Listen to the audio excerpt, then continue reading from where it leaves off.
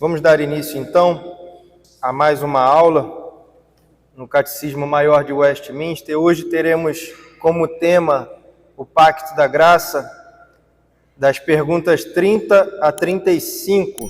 Então, na semana passada, nós falamos sobre a queda do homem em Adão, nós falamos sobre a entrada do pecado por consequência da desobediência de Adão, e falamos que Adão era o nosso representante legal no Éden, e as suas consequências do pecado foram derramadas sobre nós. Falamos que o homem foi afastado de Deus, falamos que por causa disso houveram sérias consequências e juízos da parte de Deus, porque Deus havia dito ao homem que no dia em que comesse do fruto, ou no dia em que desobedecesse a ordem de Deus, haveriam consequências. E semana passada falamos sobre essas consequências nesta vida e na vida futura, na vida vindoura. Falamos que o pecado, ele trouxe sobre nós a depravação total, ele maculou todas as faculdades humanas, nossos sentimentos, emoções, pensamentos, nossa maneira de discernir as coisas foram maculadas pelo pecado. A natureza, toda a criação de Deus, tudo aquilo que Deus havia visto que era bom, foi contaminado pelo pecado. Mas hoje nós vamos dar prosseguimento e vamos entender que o nosso Deus é um Deus justo, mas é um Deus de misericórdia. Nosso Deus é um Deus que nos amou desde a eternidade e proveu todas as coisas ao seu povo. Eu sei que semana passada foi um pouco duro, mas são verdades que nós temos que crer e entender que são reais. Mas hoje é dia de nos alegrarmos, hoje é dia de entendermos o motivo real de estarmos aqui. Então vamos para a primeira pergunta, pergunta de número 30. Deixa Deus todo o gênero humano perecer no estado de pecado e miséria? Como se ele perguntasse assim, então tá, o homem pecou, o homem se afastou de Deus por causa do pecado. Então Deus vai simplesmente permitir a destruição total e completa do homem? Resposta: Deus não deixa todos os homens perecer no estado de pecado e miséria em que caíram pela violação do primeiro pacto, comumente chamado o Pacto das Obras, mas por puro amor e misericórdia, livra os escolhidos desse estado e os introduz num estado de salvação pelo segundo pacto, comumente chamado o Pacto da Graça. Então Deus faz com Adão um pacto que nós chamamos de Pacto das Obras. O homem tinha uma única ordenança: não coma do fruto, senão morrerá. Se ele não comesse, ele viveria. Como ele comeu, herdou a morte. O salário do pecado é a morte. Então esse era o pacto das obras. Mas Deus, diz aqui o catecismo, por puro amor e misericórdia, livra os seus escolhidos. Nós estávamos mortos em nossos delitos e pecados, em nossas iniquidades, como diz a palavra de Deus. Mas desde a eternidade o Senhor nos amou com um amor perfeito, nos escolheu. Tem um tema, um debate aí de séculos, né? Sobre a eleição, a predestinação. Nós não vamos entrar muito por esse caminho hoje, senão a gente levaria aqui horas e horas falando sobre. Mas desde a eternidade Deus tem os seus eleitos. A Bíblia nos mostra isso, de maneira clara até. E Deus proveu de maneira milagrosa, de maneira antes misteriosa, mas agora de maneira explícita, a salvação. Deus proveu o seu amor para com o seu povo. Isso está bem claro aqui. Pacto da Graça. O nome já diz tudo, é graça. É favor imerecido. Nós não merecíamos, lembrem? Pecamos contra Deus, diz a palavra, todos pecaram e destituídos estão da glória de Deus. Não há um justo que faça o bem, não há nenhum sequer. Deus olha e não vê ninguém. Mas por pura graça, por pura misericórdia, por seu amor benevolente, Ele tem os seus eleitos. Ele levanta o seu povo, a sua igreja. Vamos entrar mais um pouco aqui na diferença dos seus eleitos no Antigo Testamento e no Novo Testamento, como que isso se deu, esse pacto. Mas a resposta aqui, ela deixa bem clara, que de uma maneira amorosa e misericordiosa, Deus proveu a salvação. Deus proveu ali a retomada da aliança que se havia perdido. Eu fiz uma pergunta, até brinquei lá em casa. Alguém sabe dizer quando começou, quando deu início o pacto da graça? Alguém se arrisca a falar alguma coisa? O início. A grande maioria diz que foi na vinda de Cristo. Começou o pacto da graça, ou na crucificação, ou na ressurreição. Mas, na verdade, o pacto da graça se dá logo após a queda do homem no Éden. Porque se nós lermos Gênesis 3, a queda, quando o homem cai, ele peca, ele e sua mulher pecam, a primeira coisa eles percebem que estavam nus. Eles tentam pegar ali folhas de figueiras e fazerem aventais para se taparem. Mas quando eles ouvem a voz de Deus, eles saem correndo com medo. E Deus os chama: Adão, aonde estás? Senhor, eu ouvi a tua voz soar no jardim, temi porque eu estava nu. Ou seja, quase que uma analogia ao que nós falamos aqui. Por suas próprias obras, Adão tentou tapar a sua vergonha, a sua nudez. Com suas próprias mãos, ele tentou fazer algo para se apresentar diante de Deus, mas não era suficiente. E a Bíblia continua dizendo que, por ato de misericórdia, o próprio Deus, ele pega vestes com peles de animais e os cobre. E faz uma promessa, que a semente da mulher pisaria sobre a cabeça da serpente. Ali já é o início da graça, a promessa de Deus. Haveria salvação, haveria um retorno triunfante para o povo de Deus, a semente do homem, da mulher. Isso está bem explícito também lá em Apocalipse 12. Eu gosto muito desse capítulo de Apocalipse que retrata bem essa passagem, claro que de uma maneira profética, metafórica, mas abrange muito bem o tema. Então vamos entrar aqui em algumas referências, que está em 1 Tessalonicenses, capítulo 5, verso 9, porque Deus não nos destinou para a ira, mas para a aquisição da salvação por nosso Senhor Jesus Cristo. Então, quando o homem peca, ele se torna filho da ira, mas Deus provê um meio de salvação. Nós éramos dignos da morte eterna, dignos do inferno, falamos aqui semana passada, mas por amor incondicional, Deus provê um meio de salvação, e esse meio é por Cristo Jesus, o Senhor da igreja. Tito, capítulo 3, verso 4, diz assim: mas quando apareceu a benignidade e o amor de Deus, nosso Salvador, para com os homens, presta atenção, não pelas obras de justiça que houvéssemos feito, mas segundo a sua misericórdia nos salvou pela lavagem da regeneração e da renovação do Espírito Santo, que abundantemente Ele derramou sobre nós por Jesus Cristo, nosso Salvador, para que, sendo justificados pela sua graça, sejamos feitos herdeiros segundo a esperança da vida eterna. Então, não por causa de nossas obras, mas por graça, por misericórdia, por favor imerecido. Deus, ele tem os seus eleitos desde a eternidade. Esse é um debate de séculos, né, irmãos? A predestinação. Seria Deus, então, injusto em escolher alguns e deixar outros de fora? Seria Deus injusto em um exemplo, tá, irmãos? Temos aqui uma igreja com cerca de 100 membros, somente alguns entrarem pela porta estreita e outros ficarem de fora? É injustiça da parte de Deus? Por que Deus escolheu somente alguns, se não é por mérito? Será que alguém aqui tem obras melhores do que os outros para merecer o amor de Deus? Será que eu tenho algo que chama mais a atenção de Deus do que algum irmão aqui?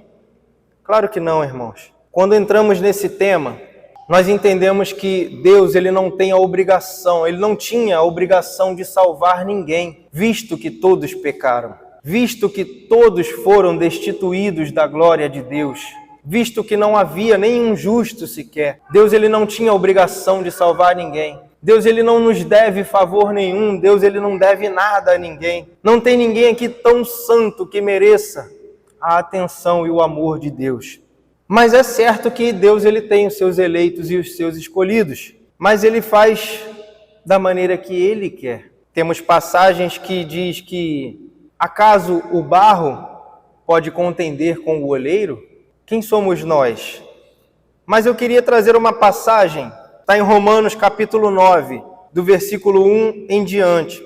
Diz assim: em Cristo digo a verdade, não minto, dando-me testemunho a minha consciência no Espírito Santo, que tenho grande tristeza e contínua dor no meu coração, porque eu mesmo poderia desejar ser anátema de Cristo, por amor dos meus irmãos, que são meus parentes segundo a carne, que são israelitas, dos quais é a adoção de filhos, e a glória, e as alianças, e a lei, e o culto e as promessas, dos quais são os pais, e dos quais é Cristo segundo a carne, o qual é sobre todos, Deus bendito eternamente. Amém.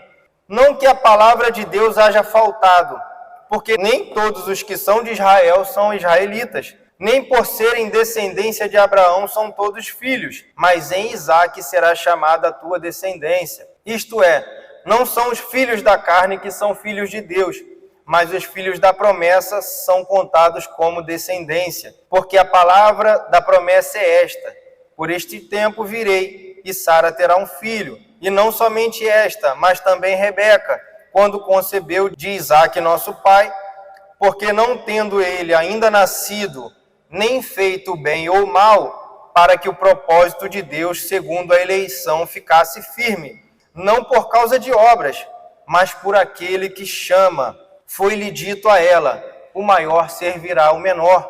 Como está escrito: amei Jacó e odiei Esaú. Que diremos, pois? Que há injustiça da parte de Deus? De maneira nenhuma, pois diz a Moisés: compadecer-me-ei de quem me compadecer, e terei misericórdia de quem eu tiver misericórdia. Assim, pois, isto não depende de quem quer, nem do que corre, mas de Deus que se compadece. Porque diz a Escritura a Faraó: para isto mesmo te levantei, para em ti mostrar o meu poder, e para que o meu nome seja anunciado em toda a terra. Logo, pois, compadece-se de quem quer, e endurece a quem quer. E segue, irmãos, até o versículo 33. Ou seja, Deus escolheu da maneira que Ele quis. Ele amou a uns e aborreceu a outros. Uns Ele levantou para vaso de honra, e outros para desonra. Podemos nós debater com Deus sobre isso? Podemos nós pleitear alguma coisa diante do trono de Deus sobre isso, visto que todos nós éramos filhos da desobediência? Então, quando Deus escolheu, Ele escolheu quem Ele quis. Ele disse: terei misericórdia de quem eu quiser ter misericórdia. Então, irmãos, não há muito argumento para debater sobre isso. Ele é Deus, como diz o pastor Joel aqui a cada domingo, Ele é Deus e nós não somos. E ponto final. Mas estamos aqui pela misericórdia e pela graça. Cremos que somos eleitos do Senhor. Cremos que a graça de Deus nos alcançou, que o amor de Deus nos trouxe aqui, que a misericórdia nos sustenta. Então vamos prosseguir. Romanos 3:20 diz assim: por isso, nenhuma carne será justificada diante dele pelas obras da lei, porque pela lei vem o conhecimento do pecado, mas agora se manifestou sem a lei a justiça de Deus, tendo o testemunho da lei e dos profetas, isto é, a justiça de Deus pela fé em Jesus Cristo, para todos e sobre todos os que creem, porque não há diferença. Então eu não escolhi, pelas minhas obras, servir a Deus. E não pelas minhas obras eu sirvo a Deus, ou eu me justifico diante de Deus. Lembra quando falamos de Adão, que tentou tapar a sua nudez com as suas próprias mãos e nada adiantou. Então, pelas obras ninguém é justificado. Pela lei temos a exposição do pecado. A lei é boa, perfeita, é justa, mas ela traz condenação, porque a lei expõe o pecado do homem. Lembra que nós lemos semana passada aqui? A lei veio para que toda boca seja calada diante de Deus e para que todos sejam culpáveis diante de Deus, para que ninguém possa argumentar diante de Deus: eu sou bom. Ninguém é bom segundo a lei. Ninguém tem boas obras segundo a lei, mas segundo a graça somos justificados. Segundo a graça, segundo a morte substitutiva de Cristo, que foi dada sem distinção por nós, somos justificados, somos amados, fomos eleitos, fomos trazidos aqui para que hoje fôssemos feitos luz do mundo e sal da terra. Amém? Então, seguindo, Efésios 2:8 diz assim: porque pela graça sois salvos por meio da fé, e isto não vem de vós, é dom de Deus, não vem das obras, para que ninguém se glorie. Então, o amor de Deus nos trouxe aqui, a misericórdia de Deus nos elegeu e nos salvou e nos justificou em Jesus Cristo. É isso que a pergunta número 30 do Catecismo traz para nós, que por puro amor e misericórdia, Ele nos livra da maldição do pecado e da morte eterna. Então teríamos muitas outras passagens aqui como referências. Então, só resumindo, a primeira aliança, o pacto de vida, o pacto de obras com Adão foi quebrado. Pela desobediência de um homem, entrou o pecado no mundo. O salário do pecado é a morte. Então, pela desobediência de um, todos foram condenados. Por causa do pecado, o homem entrou em juízo com Deus. E temos um castigo nesta vida e na vida futura. E pela desobediência, toda a criação, toda a natureza, a terra foi afetada, o cosmos. O homem entra em depravação total. Todas as nossas faculdades foram afetadas pelo pecado. Mas partiu de Deus a salvação, o pacto da graça, uma nova aliança, parte de Deus e não de nós, porque estávamos mortos. Um morto não tem poder para nada. Então Deus, Ele vem até o homem, resgata o homem, justifica o homem, ressuscita o homem dentre os mortos, estabelece um pacto novo, uma nova aliança. E esse é mais ou menos um resumo do que falamos aqui na primeira pergunta. Vamos para a pergunta de número 31. Com quem foi feito o pacto da graça? Se existe um pacto, esse pacto foi feito com alguém. E o catecismo pergunta: com quem foi feito o pacto da graça?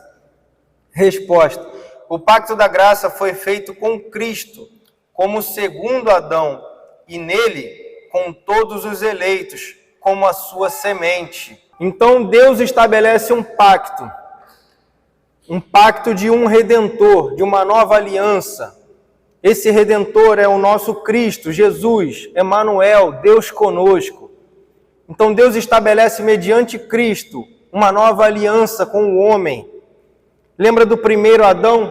Adão legalmente representava todos os homens, e quando Adão cai, isso foi imputado sobre nós. Agora, como se Deus levantasse um segundo Adão, Cristo, que legalmente representa, mas dessa vez não a todos, somente os eleitos, somente os escolhidos. Jesus Cristo, como segundo Adão, veio resgatar os escolhidos. Gálatas 3,16 diz assim: ora, as promessas foram feitas a Abraão e a sua descendência. Não diz, e as descendências, como falando de muitas, mas como de uma só, e a tua descendência, que é Cristo. Lembra que eu disse que o início do pacto da graça se deu lá no Éden, quando Deus faz a promessa que a semente da mulher pisaria a cabeça da serpente? Essa semente, essa descendência, está em Cristo. Cristo é o mediador deste pacto. Então, a promessa foi feita a essa descendência. Ele pisaria a cabeça da serpente. Romanos 5,15 diz assim: mas não é assim o dom gratuito como a ofensa. Porque se pela ofensa de um morreram muitos, muito mais a graça de Deus e o dom pela graça, que é de um só homem, Jesus Cristo, abundou sobre muitos.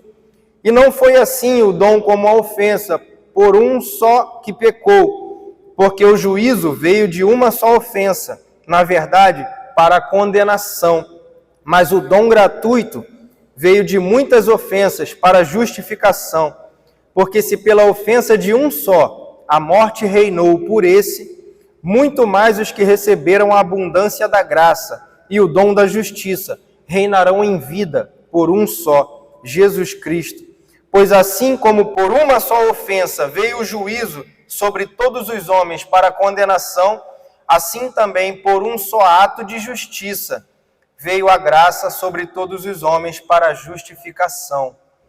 Então percebam que pelo ato de Adão entrou a condenação. Entramos em juízo com Deus. Pela ofensa de Adão veio a condenação. Mas o dom gratuito de Deus traz Cristo como nosso Salvador, libertando não todos, esse termo todos, como se desse a ideia de que o mundo inteiro seria salvo, não é bem assim. Esse termo todos, muitos, são os seus eleitos, os escolhidos, aqueles que em Cristo veio buscar. Depois eu vou ler uma passagem aqui que vai corroborar para esse entendimento. Mas Cristo veio buscar como um dom gratuito de Deus. Pela ofensa de um veio a morte, mas o dom gratuito de Deus, a graça de Deus, também por um só homem, justificou os seus eleitos, os seus escolhidos. Então, pela desobediência de um homem, muitos foram feitos pecadores. Assim, pela obediência de um, muitos serão feitos justos. Isaías 53. Todavia, ao Senhor agradou moê-lo, fazendo-o enfermar. Quando a sua alma se puser por expiação do pecado, verá a sua posteridade, prolongará os seus dias e o bom prazer do Senhor prosperará na sua mão, e ele verá o fruto do trabalho da sua alma e ficará satisfeito. Com o seu conhecimento, o meu servo, o justo, justificará a muitos, porque as iniquidades deles levará sobre si. Uma passagem linda que fala sobre o Cordeiro de Deus, que levaria o pecado sobre si e nos salvaria. João 17:6. Quando Cristo, Jesus, ele está fazendo uma oração pelos seus servos, pelos seus apóstolos, ele diz assim, em oração: manifestei o teu nome aos homens que do mundo me deste. Eram teus, mas tu me deste e guardaram a tua palavra. Agora já têm conhecido que tudo quanto me deste provém de ti, porque lhes dei as palavras que tu me deste, e eles a receberam, e têm verdadeiramente conhecido que saí de ti, e creram que me enviaste. Eu rogo por eles, não rogo pelo mundo, mas por aqueles que me deste, porque são teus, e todas as minhas coisas são tuas, e as tuas coisas são minhas, e neles sou glorificado. Eu já não estou mais no mundo, mas eles estão no mundo. Eu vou para ti. Pai Santo, guarda em teu nome aqueles que me deste, para que sejam um, assim como nós. Então, Jesus, quando está orando ao Pai, de maneira audível, foi relatado que ele orava da seguinte maneira, dizendo a Deus: Pai, aqueles que tu me deste, eu lhes dei a tua palavra, e eles receberam a palavra da verdade e creram. E nenhum deles se perdeu, senão o filho da perdição, para que se cumprisse a Escritura. Ou seja, haviam escolhidos de Deus.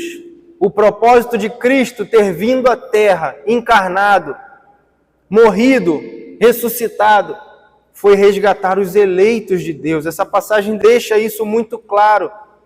E isso traz conforto para nós que estamos aqui. Nenhum dos que foram dados a Cristo por Deus se perdeu, nem se perderá, porque são escolhidos de Deus. Amém? O pacto foi feito com Cristo, que é o segundo Adão, e nele com os eleitos. Então, mediante Cristo, nós temos um pacto com Deus. Fomos eleitos porque aprouve a Deus nos escolher. Esse é o resumo da pergunta 31. Pergunta de número 32 diz assim: como é manifestada a graça de Deus no segundo pacto? Como que acontece essa graça, essa misericórdia? Então a resposta é: a graça de Deus é manifestada no segundo pacto em Ele livremente prover e oferecer aos pecadores um mediador e a vida e a salvação por Ele, exigindo a fé como condição de interessá-los nele. Promete e dá o Espírito Santo a todos os seus eleitos, para neles operar essa fé, com todas as mais graças salvadoras, e para os habilitar a praticar toda a santa obediência, como evidência da sinceridade da sua fé e gratidão para com Deus, e como o caminho que Deus lhes designou para a salvação. Então, como que essa graça é manifestada neste pacto? O resumo: Deus manifestou essa graça de maneira livre. Ele provê e Ele oferece um mediador.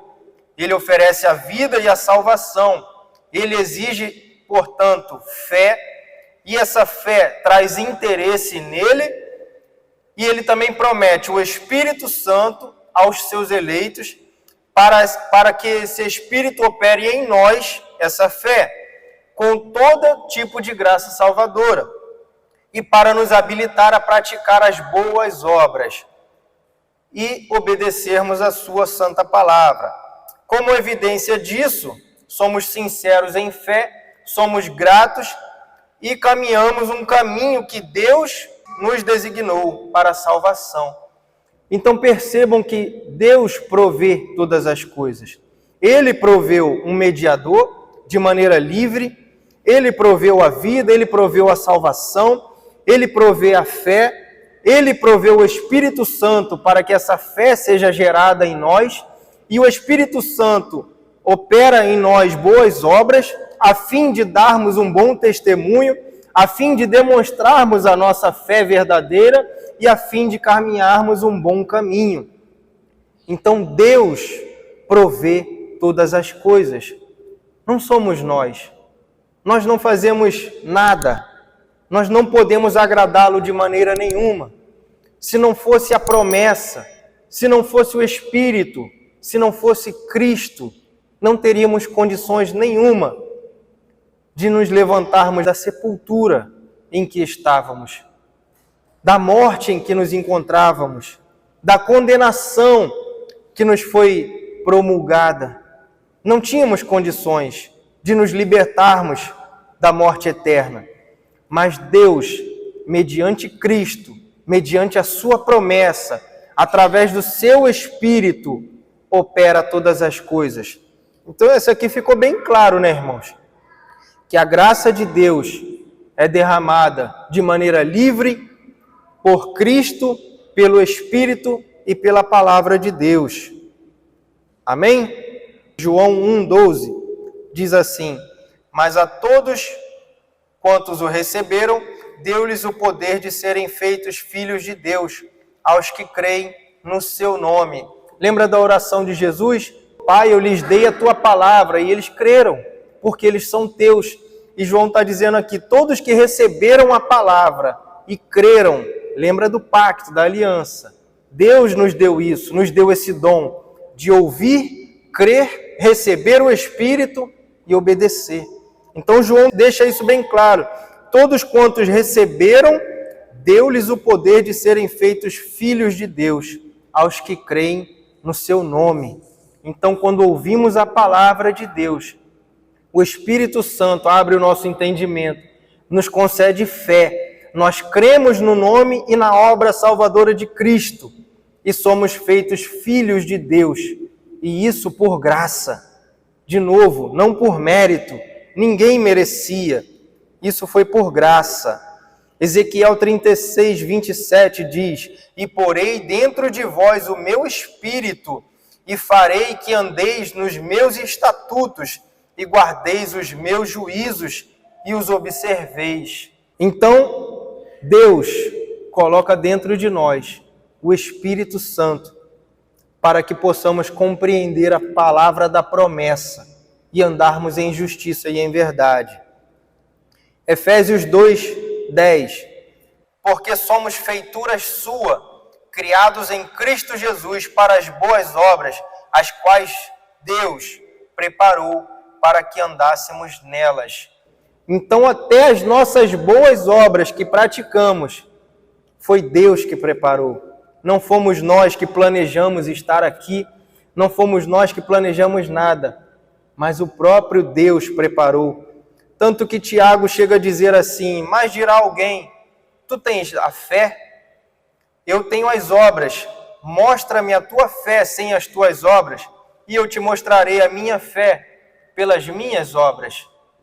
Que obras são essas que Tiago fala? O testemunho que Deus prepara para que nós, pelo seu Espírito, venhamos praticar. E a nossa fé é demonstrada pelas obras, boas obras, que Deus preparou para que nós andemos nelas. E isso não vem de nós, irmãos. Isso provém de Deus. Tudo claro, né? Esse assunto é bem tranquilo, é bem claro. Ficou alguma dúvida? Alguma observação? Alguém quer acrescentar algo? Podemos prosseguir? Pergunta de número 33. Foi o pacto da graça sempre administrado de uma só maneira? Resposta: o pacto da graça não foi administrado da mesma maneira, mas as suas administrações no Velho Testamento eram diferentes das debaixo do Novo. Ou seja, há um contraste entre o pacto da graça, como ele é administrado no Velho Testamento e como ele é administrado no Novo Testamento. Os judeus do Antigo Testamento, vamos deixar bem claro, eles não eram salvos pelas obras. Eles não eram salvos porque eles eram, nós já lemos aqui, nem todos os que estão em Israel são israelitas. Eles não eram salvos simplesmente porque nasceram em Israel, em Judá. Eles não eram salvos somente porque eles diziam que eram descendentes de Abraão. Mas eles eram salvos também pela graça de Deus, pela fé no Salvador que para eles ainda viria. Mas como que o pacto, como que a graça era administrada para eles? Eles tinham o templo, eles tinham o tabernáculo, e ali eles tinham todo um rito a ser cumprido pelo próprio Deus que havia estabelecido. Um ritual que Deus havia estabelecido para que eles cumprissem. Já falamos aqui, veio a lei para expor o pecado.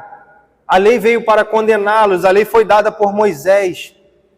E quando eles viam a lei, e Deus deu a eles os sacrifícios, para que os sacrifícios de animais pudessem limpá-los do pecado que eles haviam cometido, não era por isso que eles eram salvos, mas todo aquele rito, os sacrifícios, a festa da Páscoa e todo aquele ritual do Antigo Testamento apontava para o mediador que havia de vir, para o Redentor que havia de vir. Quando eles sacrificavam um animal, um cordeiro que tinha que ter 1 ano de idade, tinha que ser puro, não podia ter mácula, apontava para Cristo, apontava para o Salvador que havia de vir. Lembra quando falamos de Abraão?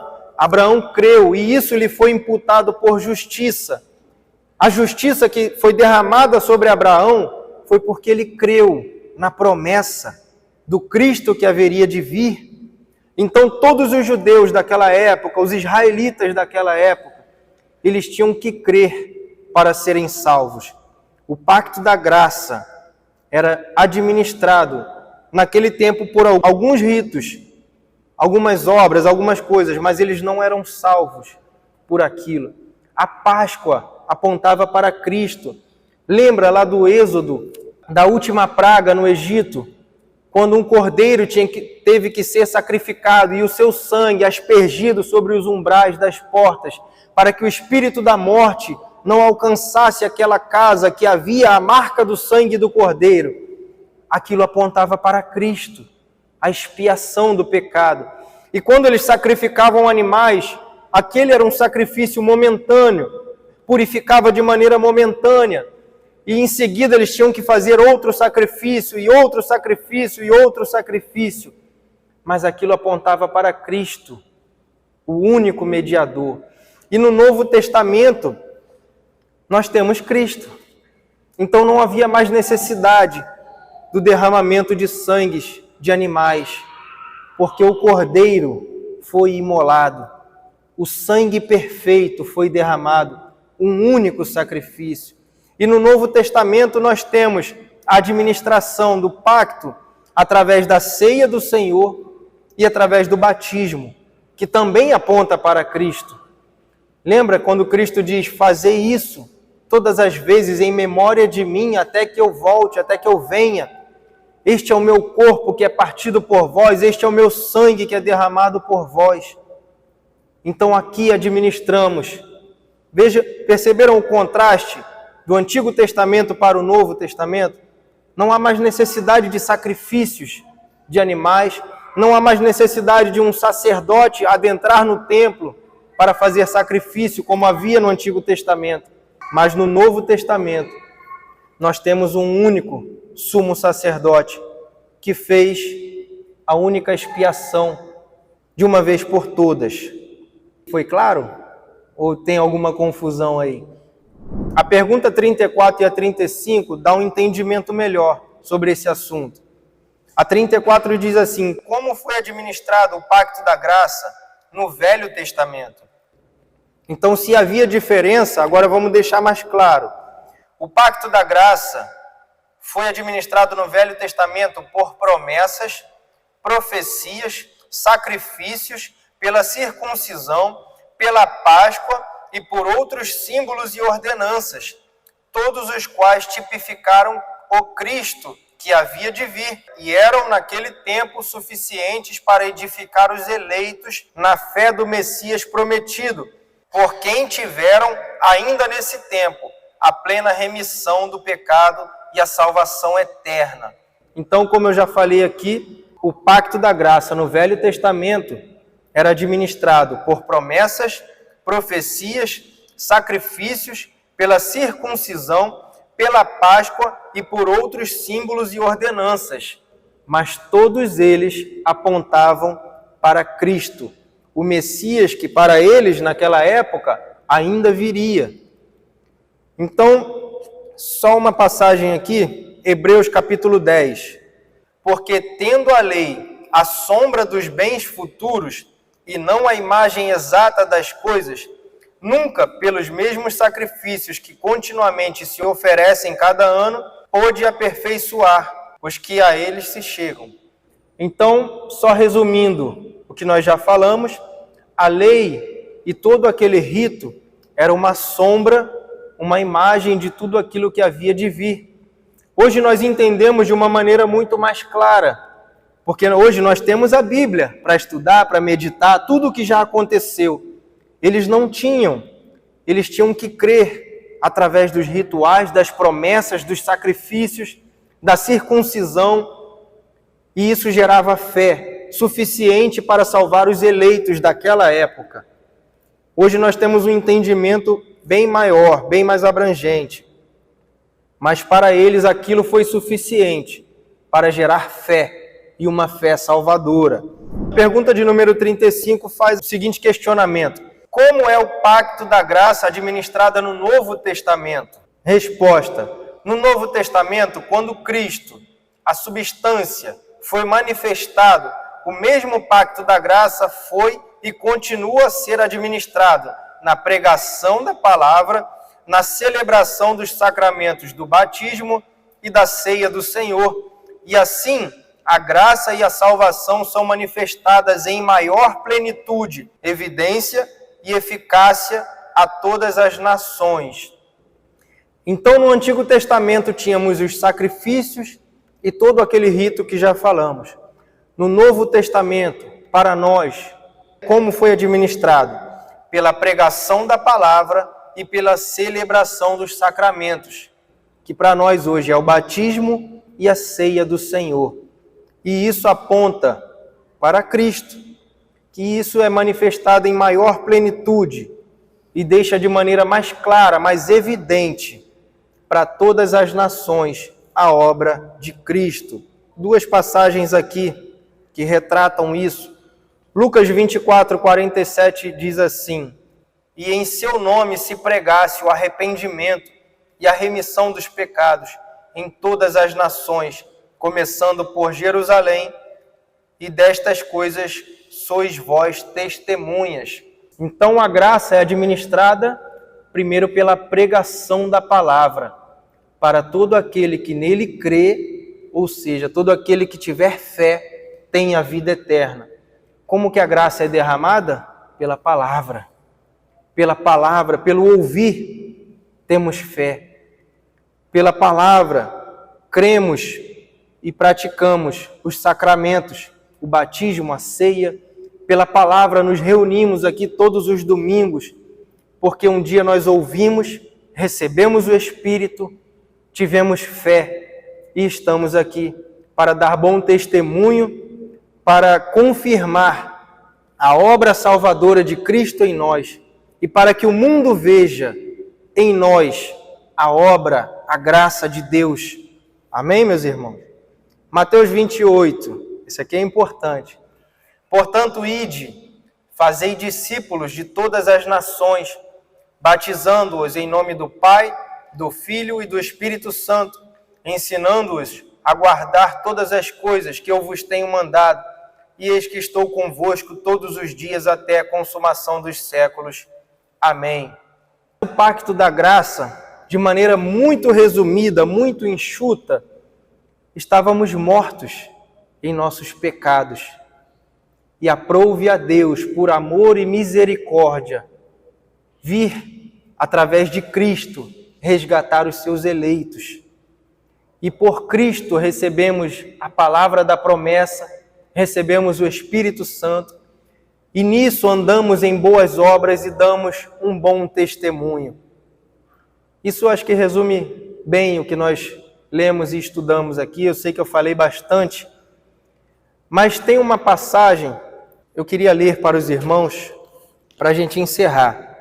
Ezequiel capítulo 37, verso 1 em diante, diz assim: veio sobre mim a mão do Senhor, e ele me levou pelo Espírito do Senhor, e me deixou no meio de um vale que estava cheio de ossos, e me fez andar ao redor deles, e eu pude ver que eram muito numerosos na superfície do vale, e que estavam sequíssimos.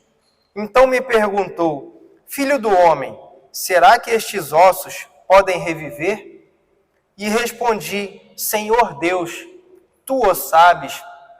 Então ele me disse: profetiza para estes ossos e diga-lhes: ossos secos, ouçam a palavra do Senhor. Assim diz o Senhor Deus a estes ossos: eis que farei entrar em vocês o Espírito, e vocês viverão. Porei tendões sobre vocês, farei crescer carne sobre vocês, e os cobrirei de pele. Porei em vocês o Espírito, e vocês viverão. Então vocês saberão que eu sou o Senhor. Então profetizei como me havia sido ordenado. Enquanto eu profetizava, houve um ruído, um barulho de ossos que batiam contra ossos e se ajuntavam cada osso ao seu osso. E olhei, e eis que apareceram tendões sobre os ossos, cresceram as carnes, e eles se cobriram de pele, mas não havia neles o Espírito. Então me disse: profetize ao Espírito, profetize, filho do homem, e diga ao Espírito: assim diz o Senhor Deus, venha dos quatro ventos, ó Espírito, e sopre sobre estes mortos para que vivam. profetizei como ele me havia ordenado.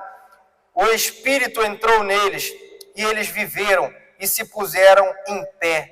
Formavam um exército, um enorme exército. Então ele me disse: Filho do homem, esses ossos são toda a casa de Israel. Eis que dizem: os nossos ossos estão secos, perdemos a nossa esperança, fomos exterminados.